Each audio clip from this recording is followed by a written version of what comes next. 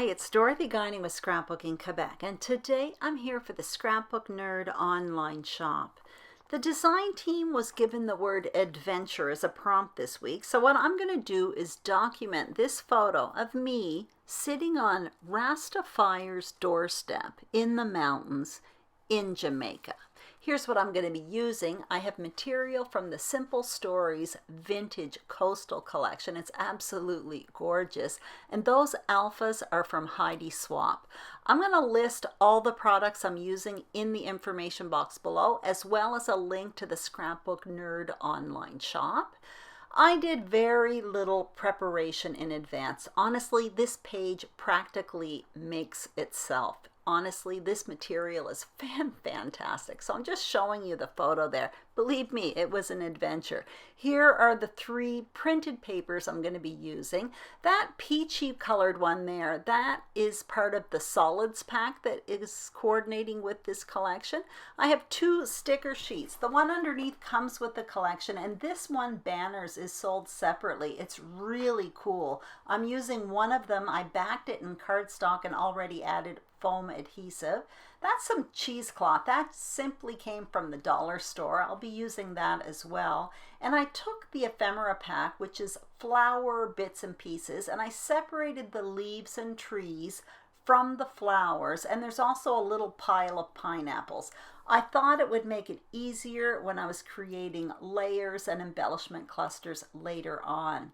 The first thing I'm going to do is create a layered photo mat. So I'm going to take this solid paper here and cut it down at 1/4 inch larger than my photo. First I thought I was going to go with the pale side, but I do end up going with that orangey coral side, and I do like that because it does stand out against that printed paper. I almost never use printed paper as a background, so anyway, this is a bit different for me. These other 2 papers, I'm cutting them down, and basically what I want to create here is a staggered layered photo mat. I am putting measurements for this photo mat on the screen if you want to follow along what I'm doing. And I'm going to adhere the bottom 2 layers together, but I'm going to keep them separate at this point from the photo because I do want to play around with placement as well as layers. So there is going to be another layer that goes in between the paper and the photo, and that's going to be this cheesecloth here. So basically I cut myself off a piece and I'm just kind of unwinding it, and part of it is going to go underneath the photo here and on top of that layered mat, and I'm just adhering it with a bit of glue dots. I have done this in the past where I've actually inked up the cheesecloth as well, and that looks nice too, but I do like the white here, so I'm leaving it as is.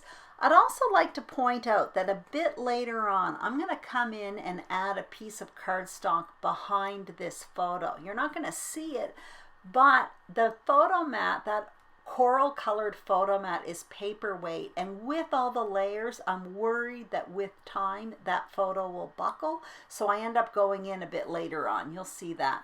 As you can see, I plan to put that banner in the top left hand corner again with a bit of that cheesecloth. And now what you see me doing is playing around with ephemera. So basically I'm creating a cluster that's going to kind of wrap around that photo on the right, and that's why I didn't want to adhere the photo right away, because I don't know how much room that's going to take. I'm also adding a few pieces of ephemera up by that banner in the top left hand corner, but you're also going to notice that towards the end of this video, or at the end of this video, I remove those palm trees from the top left hand corner, and I'll talk a bit about that later on. So now that I know how much room the ephemera is going to take on the right hand side, I feel confident enough to adhere my photo to the page, and I'm going to go in now and just tuck in those pieces where I had placed them before. You'll notice that when I'm tucking them in, some of them are going under the cheesecloth, some of them are going between the cheesecloth and the photo, and so on and so forth. Basically, I'm working with the layers here, and that all adds texture to the page. It's just a great way to add texture. So I stick all of this down. I end up changing it a little bit later on. That's all part of the process. And now what I'm going to do is take that small flower and just put a piece of cardstock behind it so that I can adhere it with foam adhesive.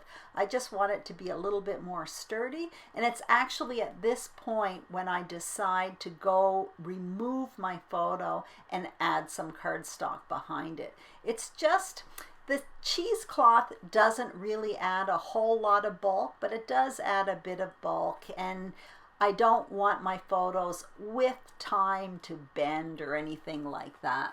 I'm used to backing my photos with cardstock, so I didn't really think of it beforehand. Now what I'm going to do is start working in the top left-hand corner once I get that flower down. And I will adhere it with the cheesecloth, with the border, and I do like that. There's Chester coming for a little visit, and he's trying to eat that cheesecloth.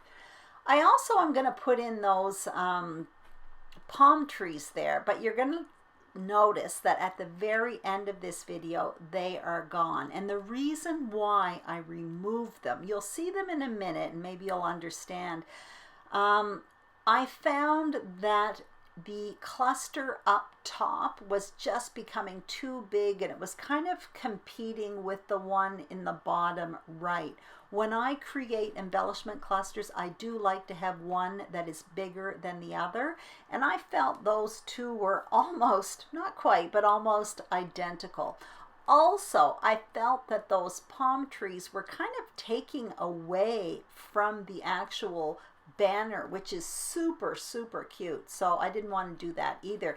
But like I said, it does stay there for a while, and it's just throughout the process that I realize I want to remove it. So now I'm coming in with my title, and those are those alphas from Heidi Swapp, and I have them on wax paper, and I played around with placement a bit, and I do decide that I want it to go in that top right hand corner, but I do need a little journaling spot. So on that sticker sheet there was a frame, and what I'm going to do is back that frame with a little piece of grid paper, and I play around with placement with that, and that actually ends up over on the right hand side in that cluster. So in order to fit it there, I end up removing one of the pieces. At this point, I don't think I'm actually going to use it, but I end up, you're going to see at the very end as well, that that piece that you see on the left, on the right, does end up making it back into the cluster. Now I'm just going to adhere that title down in the top. I had to add a bit of adhesive to these letters. I absolutely love the color. I love the shape, but they are chipboard, and it does help to add a little bit extra adhesive. So I'm having a look at the page. I'm poking away at that journaling box. I do my journaling a little bit later on, and I go into the sticker sheet and I find a few more little pieces. So I have that little lizard there at the bottom right. I put the flamingo in the top left, and you're going to see in just a moment, there you have it, my final page.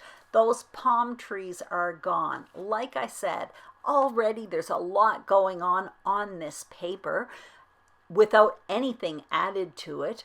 I find it totally beautiful, but I did want to add a bit of dimension. So the cheesecloth certainly helped. Adding the ephemera helped, and a bit of foam adhesive for a few of the pieces.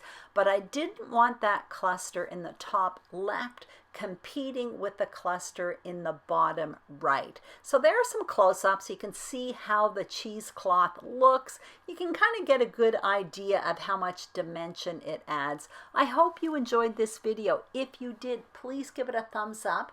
Don't forget to subscribe to the Scrapbook Nerd YouTube channel, as well as my channel, Scrapbooking Quebec. Also, make sure you check out the Scrapbook Nerd online shop.